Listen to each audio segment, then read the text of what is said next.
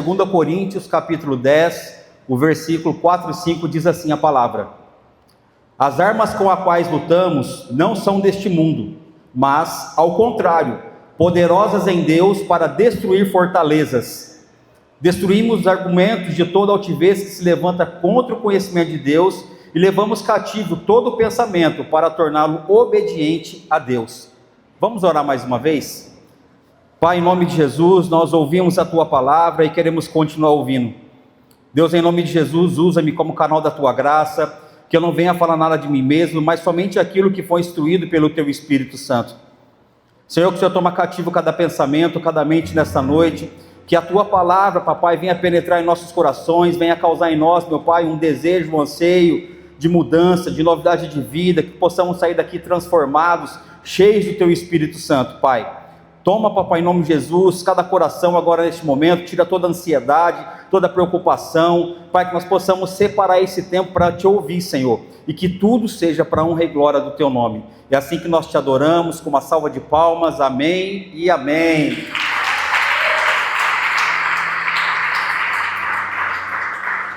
Glória a Deus. Irmãos, tudo na nossa vida tem um começo. Quando Deus ele criou o mundo, houve um começo, houve um início. E assim também é na minha vida e na sua vida. E tudo começa primeiro no nosso pensamento. Tudo começa primeiro na nossa mente. Aquilo que nós vamos pensar, aquilo que nós vamos meditar. Seja algo bom ou algo ruim. Talvez uma traição, um vício, um divórcio, ou uma vitória, um projeto, um sonho, um plano, um novo negócio. Primeiramente, tudo acontece no pensamento, na nossa mente. Ele gera então uma semente, e essa semente ela gera uma ação. Em Lucas 6,45 diz assim: o homem bom tira coisas boas do tesouro do seu coração, e o homem mau tira coisas más do seu mau tesouro. O tesouro é o estoque da semente, que todos nós temos, os pensamentos. E que quando nós cultivamos esse pensamento, ele vai se concretizar. A conexão com a psicologia comportamental, ele fala que essa semente, esse pensamento, ele é automático e muitas vezes ele é negativo, que ele entra na nossa mente: eu não sou capaz, eu não consigo, eu não posso, eu não vou dar conta, não tem mais jeito. É ou não é assim? E depois desse pensamento, então, ele vem uma raiz, que é a emoção. E se você regar esse pensamento, se você cultivar esse pensamento, ele cria raízes em forma de sentimento. Baixa autoestima, ansiedade, preocupação excessiva, medo. E depois, então, ele gera um fruto, que é o nosso comportamento. E o resultado surge nas nossas ações, como se isolar, desistir dos projetos, desistir dos sonhos, ou muitas vezes até adoecer fisicamente. Então nós entendemos que tudo começa na mente, desce para o coração, depois gera uma ação. Tem uma frase de Martinho Lutero, que algumas pessoas confundem, acham que é um versículo bíblico, mas não é, que diz assim: você não pode impedir que as aves da preocupação voem sobre a sua cabeça, mas pode impedir que elas façam um ninho no seu cabelo. Nós não vamos impedir os pensamentos muitas vezes, nós não vamos conseguir controlar o nosso pensamento, mas o que nós podemos fazer é impedir que ele venha descer para o coração. Faça uma oração, entrega para o Senhor, consagra a Ele a tua vida, porque se esse pensamento ele ficar ali martelando, ruminando e continuar, com certeza ele vai criar raízes. Talvez alguém que te falou alguma coisa que você não gostou, alguma ofensa, alguém que de certa forma te machucou, te passou para trás. Eu não sei o que pode ser, mas o que eu sei é que se esse pensamento ele for cultivado, ele vai gerar em nosso coração muitas vezes raiz de amargura. E muitas vezes essa raiz de amargura é o quê? Ela é a causa de doenças, ela é a causa de tantas coisas que nos prejudicam. Mas em Romanos 12:2, a palavra nos ensina que não se amoldem ao padrão deste mundo, mas transforme-se pela renovação da sua mente, para que vocês experimentem a boa, agradável e perfeita vontade de Deus. Quem aqui quer viver a boa, perfeita e agradável vontade de Deus? Eu quero. E nós já temos experimentado tantas coisas, nós já temos vivido grandes coisas na presença do Senhor. Mas o que Ele nos ensina então? Que nós temos que renovar a nossa mente. O nosso pensamento tem que ser renovado a cada dia, a cada manhã. O inimigo, o diabo, ele não precisa tocar no nosso corpo. Ele não precisa colocar a mão em nós. Porque se ele dominar a nossa mente, ele já tem tudo. E esses pensamentos então que geram raízes, depois eles geram frutos, que são ações, é o que realmente nos prejudica. É o que realmente muitas vezes nos traz consequência que nós vamos levar para a vida inteira. O Senhor, Ele nos perdoa sim ou não? Mas a consequência nós vamos viver, a consequência nós vamos pagar. Existem coisas na minha vida hoje que eu pago o preço que eu fiz na minha adolescência, que eu nem conhecia Jesus. Existem coisas que eu vivo hoje que eu pago preço por conta dos meus pais, que foi de uma herança hereditária que passou para a minha vida. E quantos aqui nessa noite talvez vivam situações como essa? Mas o que o Senhor nos fala? Ele nos dá a palavra. Ele nos ensina nessa noite como que nós vamos vencer, como que nós vamos fazer para que nós possamos vencer essa batalha, para que nós possamos atravessar de uma forma poderosa, porque quem domina a sua mente, domina o seu destino. Isso é a palavra que testifica, e nós vamos ver aqui hoje. Quem aqui quer ser dono do seu próprio destino? Nós podemos sim ser dono do nosso destino, se nós estivermos de acordo com a vontade de Deus e segundo a palavra do Senhor. Amém? E nós vamos ver então alguns pontos que é muito importante para que nós possamos fazer a coisa correta, a coisa certa, segundo a instrução da palavra para a minha vida e para a sua vida. E o primeiro ponto que nós vamos meditar junto, o campo de batalha e as suas armas. Nós temos um campo de batalha que é a nossa mente. É uma batalha contínua, todo dia. E nós temos armas específicas para que nós possamos lutar e batalhar contra isso. Pois embora nós vivamos como homens naturais, nós não lutamos segundo os padrões humanos. Nós precisamos lutar conforme os padrões que Deus nos ensina, conforme a palavra. Amém? Em Efésios 6,12 diz assim: pois a nossa luta não é contra a sangue e a carne, mas contra os principados e potestades, contra os dominadores deste mundo das trevas e contra as forças espirituais do mal nas regiões celestiais. Irmãos, nós precisamos ser mais espertos que o diabo. Nós precisamos ser mais espertos que o diabo. Quantas vezes nós entramos em discussões banais que não vai nos levar a lugar nenhum, e nós nos desgastamos com isso, seja no trânsito, seja com a esposa, com o esposo, seja no trabalho. Quantas e quantas vezes nós entramos em situações que nós nem precisaríamos passar por isso. Mas nós temos que entender que quando a gente bate de frente, quando a gente confronta as pessoas, que não seja na palavra, um bate-boca, uma discussão, isso vai trazer ruína para todos os lados. Imagina você é um carro indo na sua direção, você está na tua mão, você está correto, você está na preferencial, mas você viu que alguém entrou na tua frente, ou que está vindo na tua mão. O que você vai fazer automaticamente? Não, eu estou no meu direito, eu vou bater de frente com ele. O que vai acontecer com o carro? Ninguém vai bater de frente, nós não vamos desviar. E assim nós temos que fazer também quando Satanás tenta nos tirar a paz, quando ele tenta roubar a nossa harmonia. E eu sempre ouvi uma frase que é melhor ter paz do que razão. E eu não entendi essa paz, eu entendi o que significava direito. Não, mas se eu tenho razão, eu tenho que defender a minha razão. Eu não estou dizendo para você negociar e fazer coisas erradas, não é isso. A palavra fala que tudo é lícito, porém nem tudo me convém. Do que adianta eu discutir com a minha esposa algo que não vai servir para nada, só para me provar para ela que eu tenho razão? Nada. Vai ferir eu e vai ferir ela. Então muitas vezes é melhor a gente, ignora. Seja mais esperto que o diabo, não entra na provocação dele. Não adianta bater boca, querer brigar, querer discutir, principalmente quando a pessoa é ímpia, quando a pessoa talvez não tenha o discernimento. Nós temos que nos atentar, porque ele vai montar ciladas para nós. Ele vai armar armadilhas para que nós venhamos escorregar, entrar. E através dessa discussão, talvez você vai ter um dia mal. Talvez você perde uma amizade. Então que nós possamos ter esse entendimento e ser mais esperto que o diabo.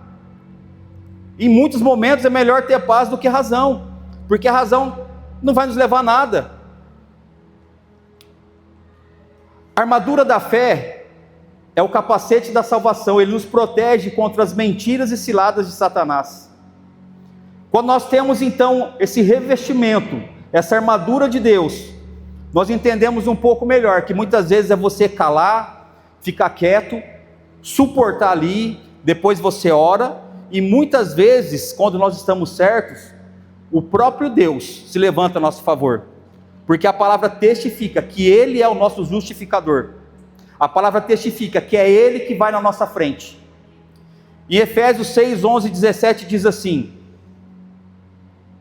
finalmente, sejam fortalecidos no Senhor e na força do seu poder, vistam-se de toda a armadura de Deus para poderem ficar firmes contra as ciladas do diabo, pois a nossa luta não é contra sangue nem carne, mas contra os poderes e autoridades, contra os dominadores desse mundo das trevas e contra as forças espirituais do mal, nas regiões celestiais.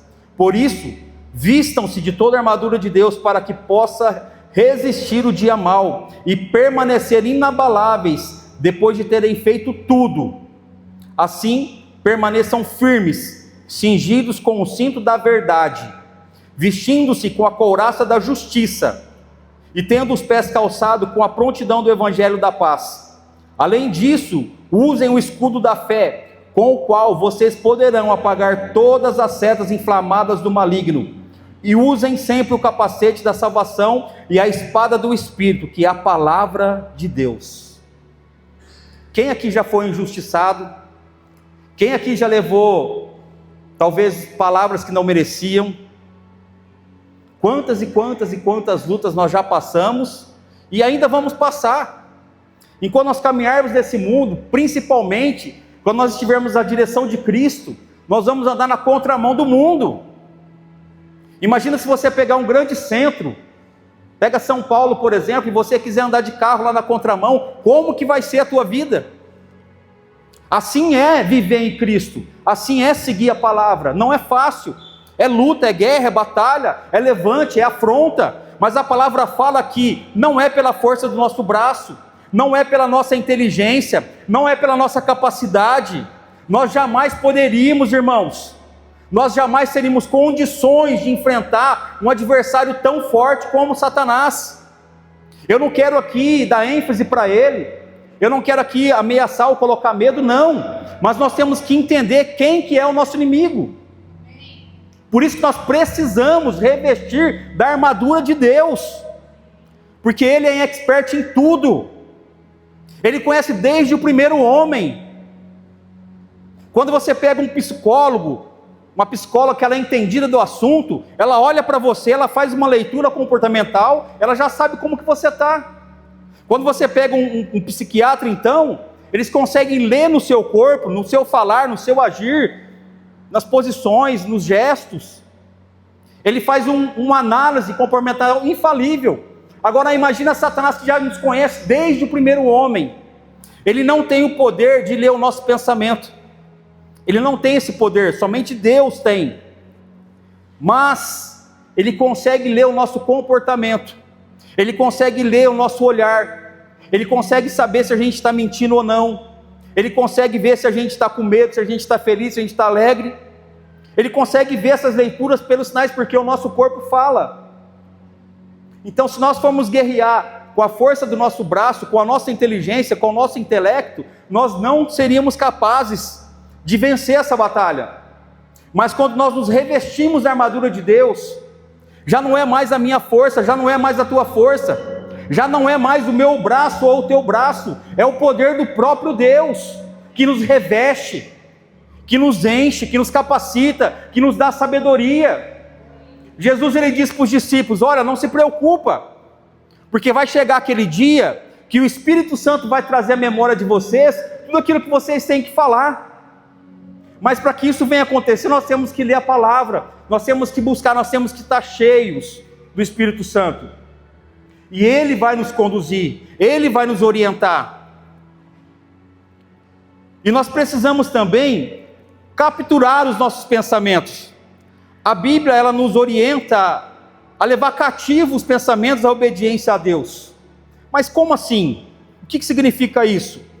2 Coríntios, capítulo 10, versículo 5. 2 Coríntios 10, 5 diz assim: destruímos argumentos e toda altivez que se levanta contra o conhecimento de Deus, e levamos cativo todo pensamento para torná-lo obediente a Cristo. Irmãos, nós sempre vamos ouvir três vozes: a voz de Deus, a nossa voz e a voz do diabo. Aí eu te pergunto, se nós somos sensatos, inteligentes, espertos, sábios, e queremos viver a boa, perfeita vontade de Deus, qual voz nós devemos ouvir?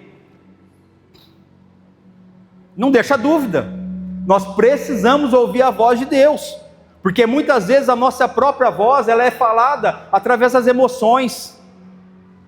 A palavra fala que o coração do homem é enganoso, mas a palavra de Deus, a voz do Senhor, essa não tem como errar, não tem como errar. Quando nós estamos sensíveis a ouvir a voz do Espírito Santo, nós não vamos errar. Nós temos que colocar nossa emoção do lado, o orgulho de lado, o nosso querer do lado. Quem aqui já fez alguma coisa sabendo que ia dar errado e mesmo assim fez por teimosia? Foi só eu? Eu tenho certeza que a maioria já fez isso. É ou não é? A gente sabe que não está certo, sabe que vai dar errado e ainda faz. A minha filha outro dia falou para mim assim, pai, eu sei que muitas vezes eu estou errada, mas eu não quero estar errada, por isso que eu fico firme ali, porque eu estou certa. Eu falei, mas como assim? Você está certo ou você está errado? Não, eu estou errada, mas eu quero acreditar que eu estou certa. E no final da história, ela está errada. Então nós precisamos ouvir a voz de Deus. E antes de qualquer situação, seja boa, ruim, tudo primeiro acontece na nossa mente. Tudo acontece primeiro no nosso pensamento. E eu quero fazer uma pergunta para você, não precisa me responder. Qual é a voz que temos ouvido? Qual é a voz que você tem ouvido nos últimos tempos? É a voz de Deus, a voz do diabo ou a nossa própria vontade? Levar cativo o pensamento significa prender, dominar, assumir o controle total sobre aquilo que você pensa, em vez de deixar os seus pensamentos controlarem você. Lembra da batalha de Davi com Golias? Que Golias ficou afrontando o exército de Israel por dias, e Davi chega ali então, vê aquele homem proferindo um monte de coisa contra o Deus vivo. O que ele faz? Quem é esse incircunciso que desafia o exército do Deus vivo? Ele não falou por nenhum momento, quem que é ele que está me desafiando? Quem que é esse que está desafiando o exército do Deus vivo? Olha o pensamento de Davi. E naquele momento eu creio que ele sentiu medo, porque era um gigante contra um menino, um pastor. Ele não era um guerreiro, mas Deus, ele sabia que o inimigo era de Deus e não dele. Sabia quem ele era. Ele já estava revestido com a armadura de Deus. Foi por isso que ele rejeitou a armadura de Saul, porque Saul tentou colocar a armadura de guerra em Davi e falou, não, eu não vou, tira isso aqui de mim, porque eu não vou conseguir me mexer. Ele tirou a armadura de Saul, porque ele já estava revestido com a armadura de Deus. E ele levou cativo ali todos os pensamentos, ele foi obediente a Deus. Porque quando o gigante chega e afronta Davi, o que Davi fala? Você vem contra mim com lança, com espada, mas eu vou contra você em nome do Senhor dos Exércitos. E todo o exército de Israel achava que Davi ia ser exterminado, massacrado. mas com uma pedrada certeira, ele derrubou o gigante. E quantas vezes nós estamos numa situação difícil, numa situação talvez polêmica, que tem que ser tomada uma decisão, tem que ser tomada uma atitude, e nós não conseguimos ter essa mesma visão que Davi teve. Nós não conseguimos filtrar o nosso pensamento. Não, agora não tem mais jeito, agora não tem mais saída. Não, acabou, não tem o que fazer, já foi feito tudo. Ó, o médico já deu laudo, já foi feito exame, deu positivo, acabou, não tem mais esperança. É assim ou não é assim? A maioria das vezes, quando nós estamos de frente de um problema, nós falamos para Deus o tamanho do nosso problema. Mas Davi fala para o gigante o tamanho do Deus dele. Nós precisamos, irmãos, parar de reclamar para Deus o tamanho do nosso problema e começar a apresentar para o problema o tamanho do nosso Deus, porque é Ele que vai lutar à nossa frente, é Ele que vai nos testificar, é Ele que vai nos proteger, é Ele que vai nos defender, é o próprio Deus que se levanta a nosso favor. Nós temos que ter esse entendimento. Um segundo ponto que nós precisamos entender é como vencer a guerra na mente. Como vencer as armadilhas da nossa mente. Quando a palavra nos instrui uma renovação mental, significa uma mudança de forma de pensamento, por meio da palavra de Deus. E essa mudança de mentalidade, ela evita nós sermos conduzidos conforme o mundo tem nos ensinado muitas vezes, nos doutrinado muitas vezes. Isso é uma cultura. A cultura ela é ensinada, ela é pregada de geração em geração, mas a palavra fala que nós temos que ter uma mente renovada e transformada, para que nós possamos ser renovados pelo Espírito Santo, transformados pelo Espírito Santo. A nossa cultura tem que ser do céu. As fortalezas nas nossas vidas, mentiras, muitas vezes faladas, pregadas, pensadas, se tornam verdades. Eu não presto, eu não vou dar certo, eu não vou conseguir, já não dá mais para mim, eu não tenho capacidade, Deus nunca me ouve, só que para mim que não dá certo. Quem já ouviu esses pensamentos? É normal, ele vai sobrevoar. O que nós não podemos é permitir que ele assenta e faça ninho, que ele desça para o coração, porque se ele descer para o coração, ele vai se tornar um ato. Nós devemos derrubar isso com a verdade da palavra, é o que Deus tem nos ensinado. Eu quero fazer um desafio para você.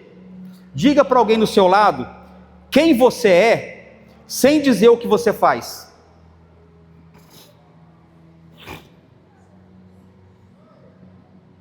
É difícil, não é? Nós falarmos quem nós somos, sem dizer o que nós fazemos, ou sem dizer o que nós temos. Geralmente, as pessoas nos conhecem por aquilo que nós temos. O mundo nos rotula pelo que nós temos, pelo que nós somos. É ou não é? Você conhece o Joãozinho? Qual o Joãozinho? Ah, aquele que tem um carro verde. Você conhece o fulano de tal? Qual o fulano de tal? Ah, o esposo da tal. O mundo nos conhece por aquilo que nós temos, por aquilo que nós fazemos. Mas nós temos uma identidade em Deus. Nós temos uma identidade em Deus. E muitas vezes palavras são lançadas na nossa infância, talvez pelos pais, pelos professores, e infelizmente, que não é o nosso caso, porque nós temos pastores abençoados, que nos ensinam a palavra, que nos pregam a verdade, que nos exortam, mas infelizmente existem muitos falsos pastores, que através desses, lançam palavras de maldição sobre a vida das pessoas, e isso acontece, isso tem uma consequência muito pesada. Quantas e quantas vezes, talvez na infância, você já ouviu da sua mãe, do seu pai, isso não vai dar em nada, vagabundo. Talvez não é a tua realidade, mas com certeza você conhece alguém que teve essa realidade. E essa maldição foi lançada. E se nós não entendermos isso e quebrarmos, anularmos isso, vai ficar de geração em geração. Eu quero dizer para você que Deus, Ele tem muitos e muitos e muitos sonhos e projetos para a tua vida, mas Ele não vai entrar na tua mente e mudar a tua mentalidade forçada. Isso tem que ser algo que vai partir de nós, mas Ele deseja, Ele anseia que nós entendamos qual é a nossa identidade. Não precisa abrir, não precisa colocar no telão, por conta do tempo, mas em Romanos 8:1 diz assim: agora pois, já nenhuma condenação há para os que estão em Cristo Jesus. Nenhuma condenação há para os que estão em Cristo Jesus. Glória a Deus, irmão. Não há condenação se nós estivermos em Cristo Jesus. Então tudo aquilo que está te mantendo cativo, preso, aprisionado, impedindo de avançar, lança fora e viva essa verdade. Em Salmo 139, Davi diz assim: eu te louvo porque fizeste-me de modo especial e admirável. Tuas obras são maravilhosas, Senhor. A palavra está nos testificando que Deus, Ele nos fez maravilhosos, admiráveis. Nós somos filhos de Deus.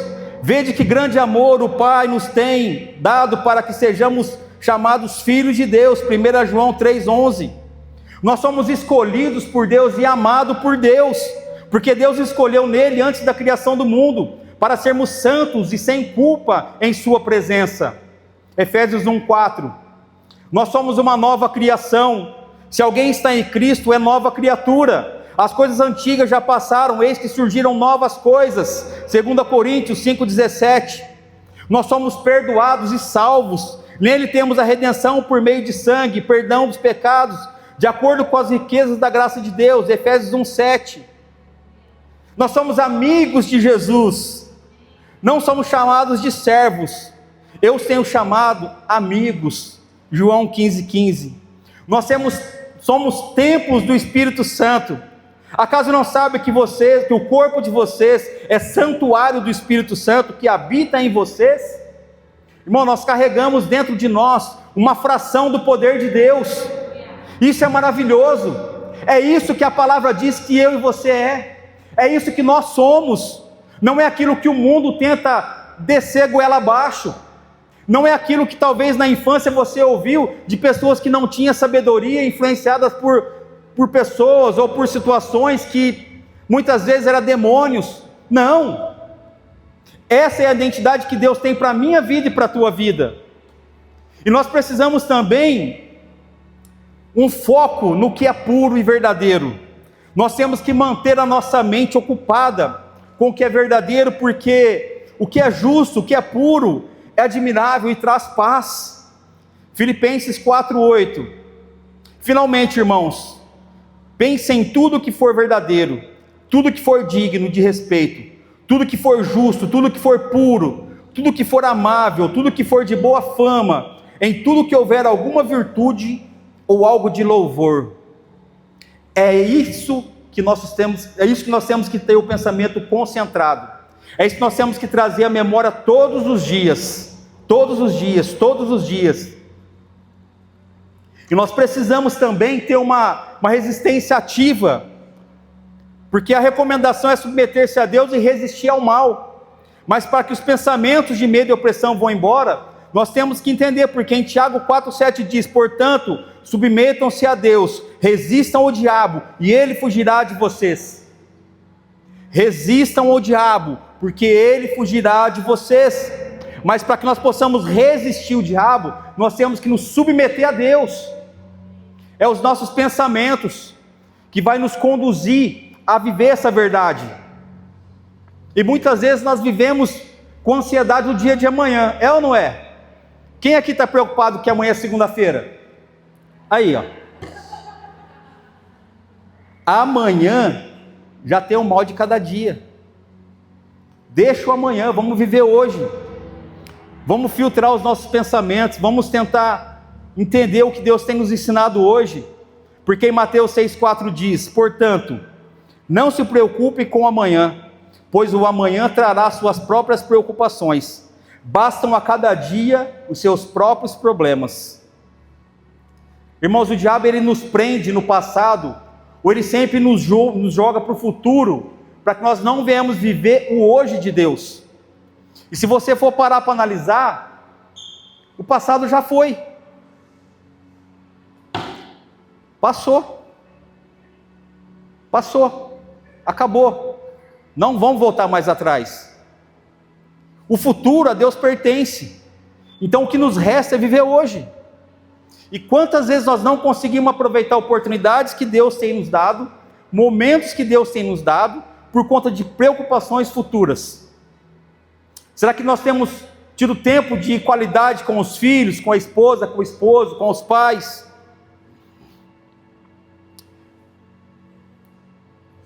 Nós precisamos entender que existe um mau pastor. E Jesus definiu a identidade do diabo de forma muito direta em João 8,4, que diz: quando ele profere mentira, fala do que lhe é próprio, porque ele é mentiroso e pai da mentira. E esses pensamentos de mentira, ele traz em nós acusação, culpa. Porque Deus, ele não nos acusa para nos sentirmos culpa, independente daquilo que nós fizemos ou não. O que Deus espera de nós é um arrependimento verdadeiro e genuíno, porque toda exortação ela tem que ser feita em amor, na palavra e para crescimento. E muitas vezes nós ficamos presos, nós não conseguimos avançar, prosperar. Por quê? Porque nós ficamos amarrados nessa mentira, de que não tem mais jeito, o que você não vai conseguir, você não vai dar conta. Não, a palavra não testifica que isso são pensamentos de Satanás. Os pensamentos de Deus para a nossa vida, qual que é? Ela é boa, perfeita e agradável. É isso que nós temos que colocar no nosso coração. É isso que nós temos que semear, que regar, que cuidar, que plantar, para que venha gerar frutos, para que venha gerar atitudes, atos. Filtrar esses pensamentos, uma gestão de pensamento, amém?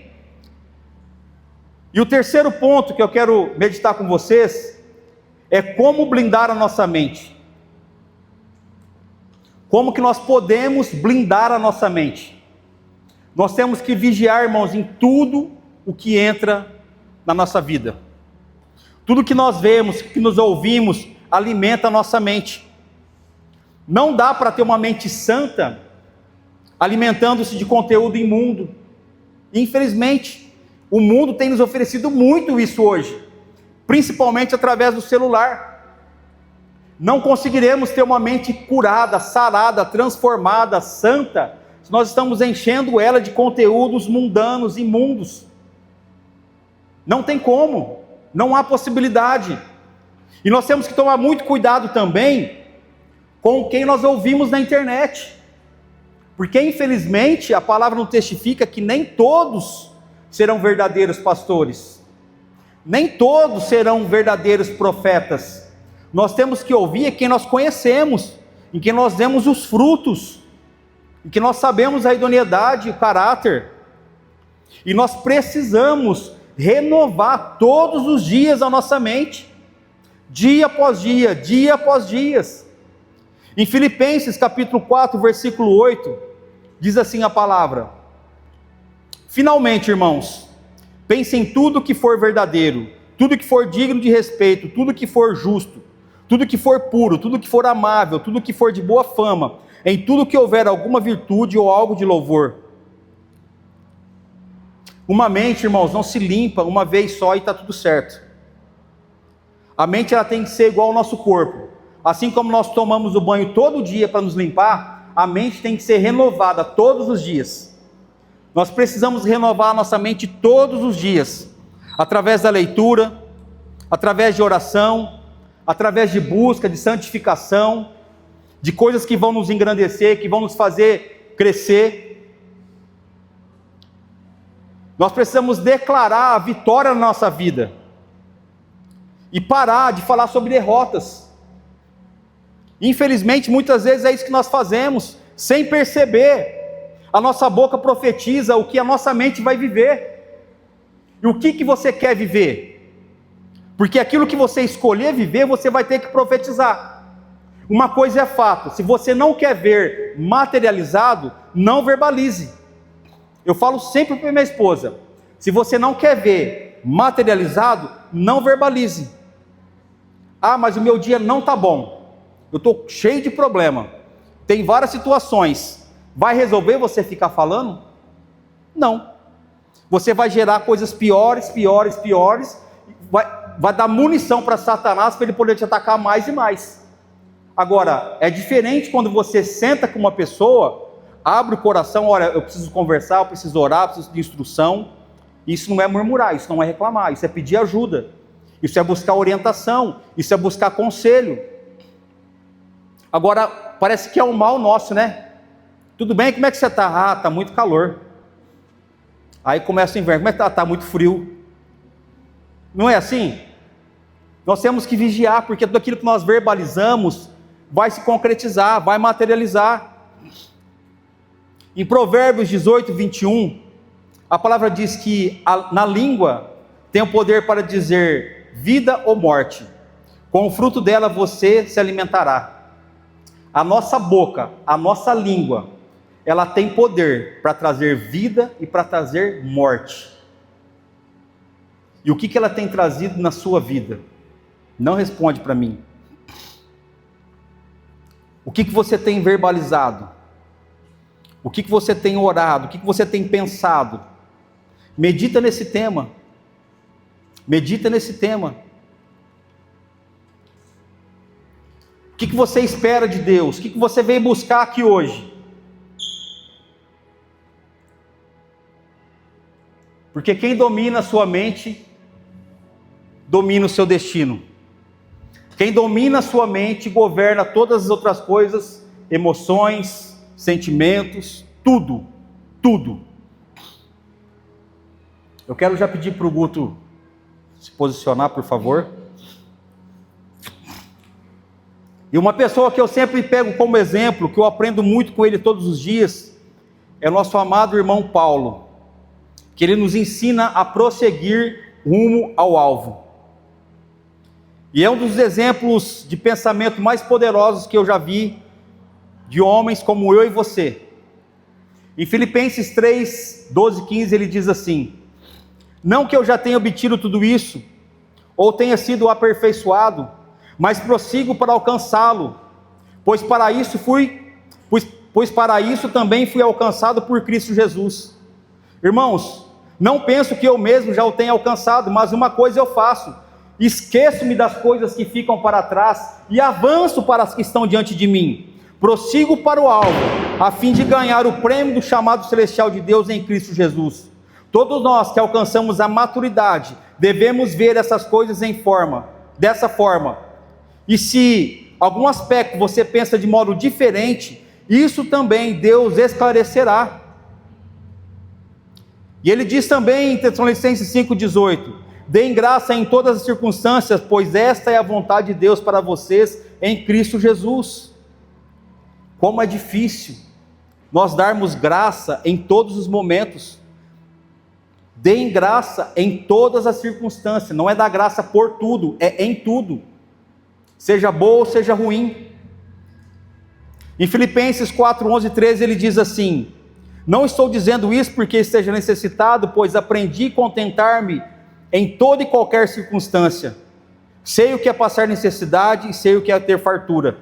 Aprendi a passar por toda situação, seja bem alimentado ou seja com fome, tendo muito ou passando necessidade, porque tudo posso naquele que me fortalece. Tudo posso naquele que me fortalece. É esse o pensamento que nós temos que ter. É isso que nós temos que descer para o coração e gerar raízes, gerar frutos, cultivar. Nós tudo podemos naquele que me fortalece. Em Romanos 8, 6, ele diz que a mentalidade da carne é morte, mas a mentalidade do Espírito é vida e paz.